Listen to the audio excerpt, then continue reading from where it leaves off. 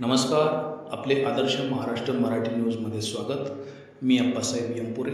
बातमी आहे पळसदेव येथून.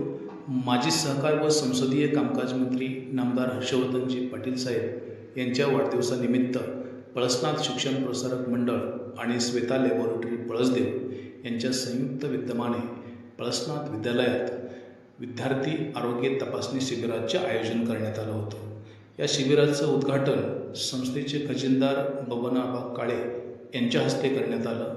तसेच पळसनाथ शिक्षण प्रसारक मंडळाच्या वतीनं BC विद्यार्थी वसतिगृहातील विद्यार्थ्यांना शालोपयोगी साहित्याचे वाटप करण्यात आलं.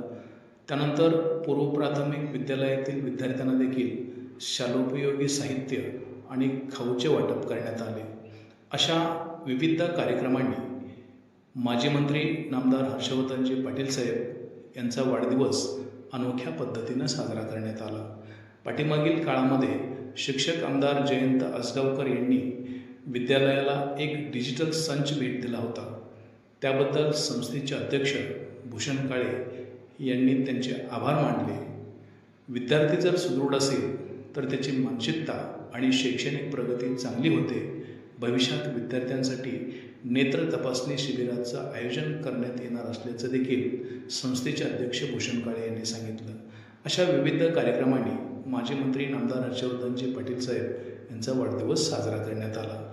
यावेळी संस्थेचे सर्व विश्वस्त, संस्थेचे अध्यक्ष भूषण काळे, सचिव योगीराज काळे, सहसचिव राजेंद्र काळे, पळसदेवचे माजी सरपंच अजिनाथ पवार, प्राचार्य, पर्यवेक्षक, शिक्षक आणि शिक्षकेतर कर्मचारी व विद्यार्थी मोठ्या संख्येने उपस्थित होते. पळसदेव येथून अप्पासाहेब यंपुरे, आदर्श महाराष्ट्र मराठी न्यूज. असेच आमचे नवनवीन व्हिडिओ पाहण्यासाठी चॅनलला सबस्क्राईब करा, लाईक करा, शेअर करा. धन्यवाद.